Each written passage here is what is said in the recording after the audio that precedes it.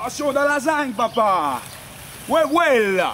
So, à nous cause un peu, le mangrove. Mangrove, bien marin important pour nous l'océan. Lui-même abrite un petit affaire, un petit espèce, un petit crustacé. Et à ce là, pour faire découvrir un mangrove, nous avons un Marie Dupont qui peut expliquer mangrove c'est quoi exactement. Check lui.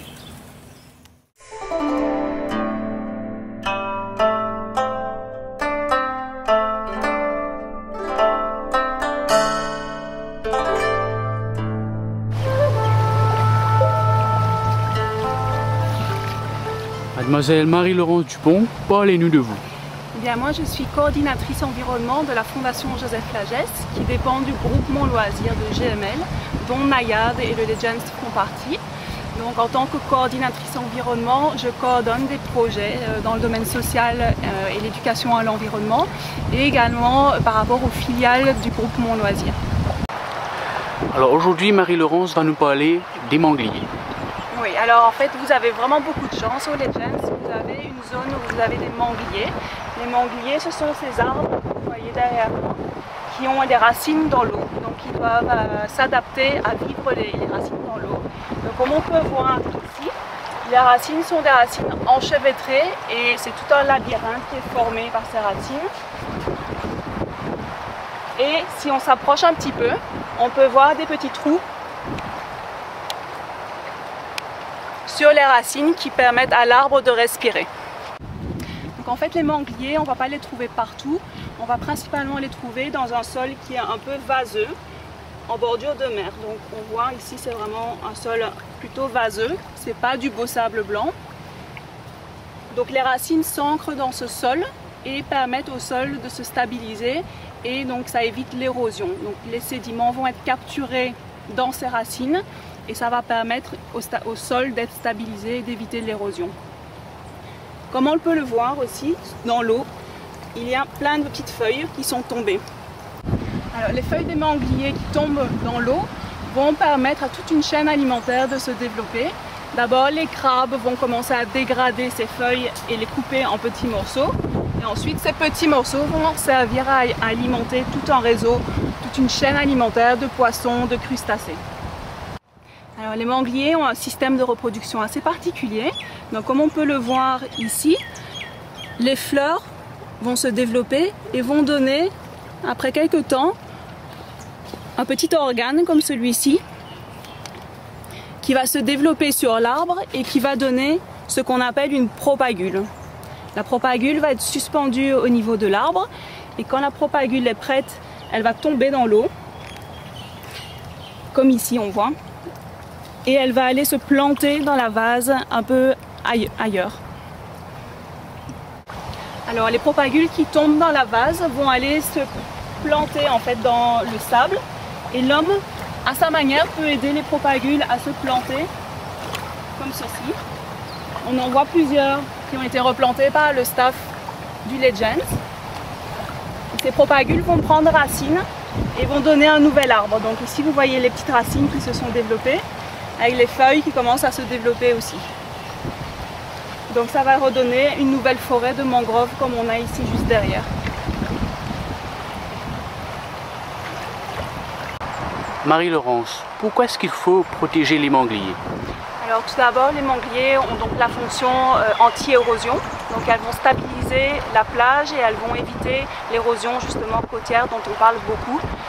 Et deuxièmement, je dirais que c'est une nurserie pour les poissons et pour toutes sortes de petits animaux. Donc une nurserie qui va permettre également des cachettes dans les racines. Et troisièmement, c'est également une protection contre les vagues lors de cyclones, mais également lors de tsunamis. Par exemple, lors du tsunami en 2004 en Indonésie, les villages qui étaient juste derrière des zones de mangroves ont été épargnés par les grosses vagues. Alors comme Ludovic aujourd'hui, je ne peux que vous encourager de replanter les mangroves en prenant la propagule et en la replantant dans la vase. De cette manière, vous contribuez à protéger l'environnement.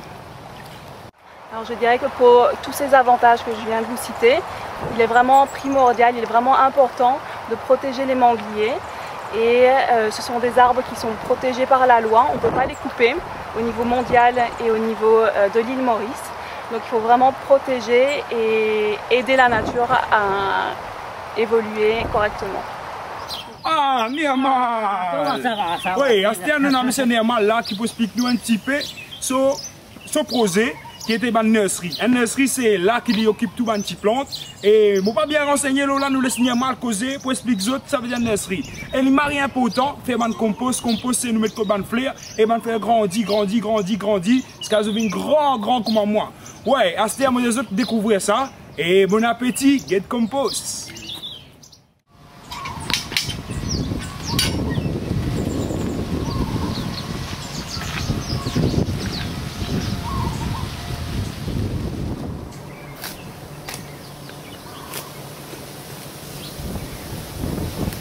Hello, bonjour.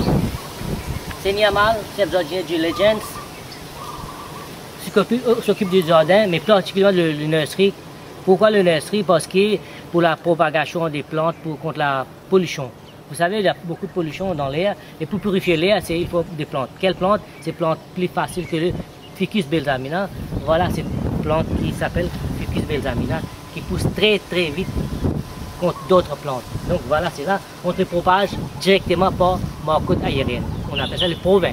Le provin veut dire on propage ça comme une greffe pour planter très vite dans la terre. Voilà, c'est ça. À mon avis, c'est facile.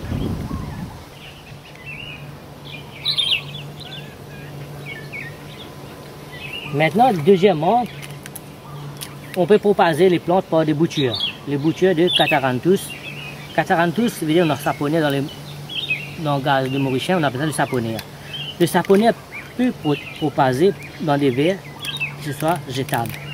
On le boit, on le jette. Mais ici on ne jette pas, on le propage. Voilà, on met dedans. Quand ça c'est fini, on peut l'écraser, on le jette. Et voilà, il n'y a pas de pollution, rien. Et les boutures dedans, ça propage très vite avec la chaleur. En ce moment, je suis en train de préparer le compost. Le compost, qu'est-ce que c'est ça? C'est une matière organique qui se prépare premièrement avec le feuille morte, les déchets de la cuisine, algues de la mer, tout ce qui est dégradable. Ça se décompose en 3 mois. Les 3 mois, ça se décompose devient, comme vous voyez là, c'est noir. Quand tout est devenu noir, c'est du compost. Le compost, c'est la matière qui est organique. Organique pour les plantes, non pas chimique. Le organique pour les plantes aide la nature de se progresser, tandis que le chimique aide la nature de se dégrader.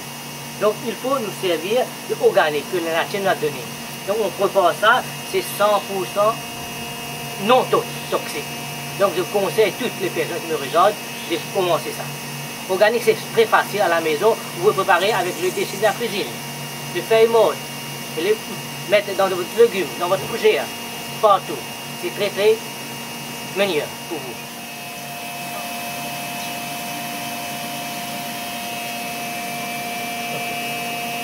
Ici, je vous présente les boues de SPP. La boue, on appelle la boue morte. La boue morte. La boue morte, c'est ça, on prépare pour planter n'importe quelle sorte de plante. Parce que cette boue-là est bien enrichie de l'azote. L'azote, en d'autres mots, on appelle ça le nitrogène, l'ammoniac, qui aide les plantes à grandir vite. Donc on se prépare ça, on le mélange avec la terre, on mélange avec le compost, et voilà, un complet aliment pour les plantes en avant, sans produire les chimiques dedans. C'est organique, c'est facile. Maintenant, on va préparer le compost avec la boue. Et on mélange ça bien pour que les racines développent. Et puis on le met dans des pots. On repose dans les pots et voilà. C'est fini, les plantes.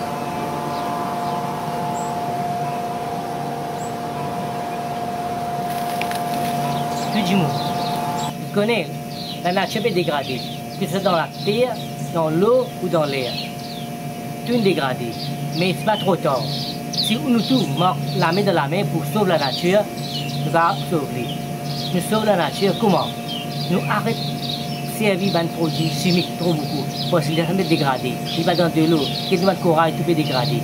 Si nous allons organique, ça va trouver le même chemin, un bon chemin pour nous aller. Et nous allons travailler là, 100% organique. Tout nous travaillons ensemble pour nous sauver. Une plante bien correcte, bien balancée. Et voilà, la conclusion qu'a des autres. C'est ça. Merci.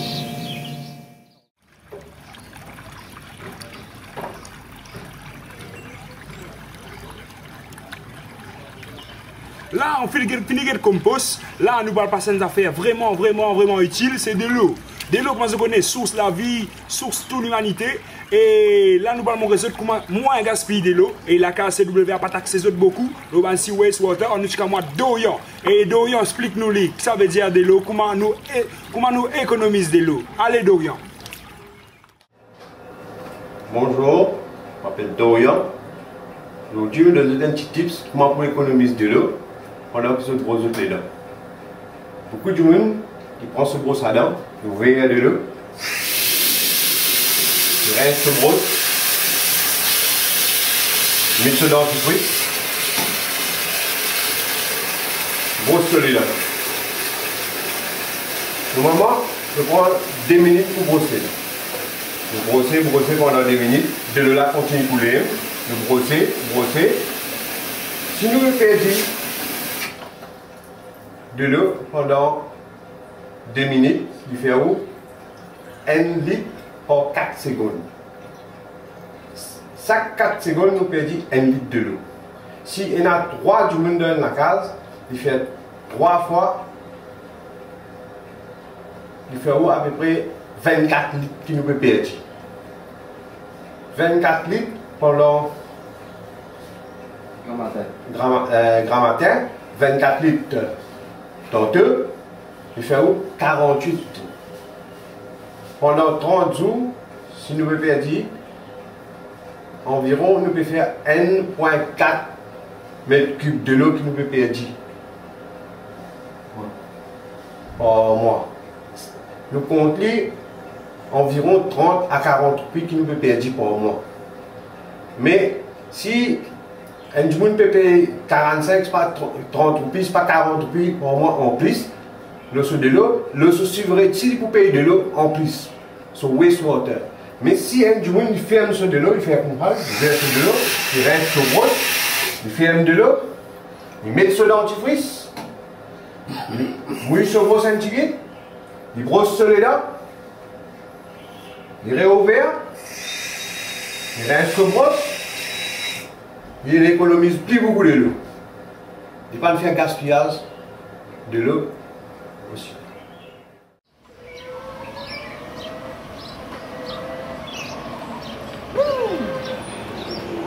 Voilà, là, donc en fait explique-nous comment ça vide de l'eau. Et moi aussi à la case, quand je fais pareil, je peux éviter le gaspillage de l'eau. Et là, comment nous trouver l'émission tourne à sa fin. Et nous sommes la prochaine fois, nous retrouvons tous autres. Et pas oublier nous un petit conseil, nous un petit tips, comment garder de l'eau bien propre, comment garder l'entourage bien propre. Et pas oublier un petit t-shirt qui vendait dans l'emporium. Et moi, je te dis la prochaine fois. Bye!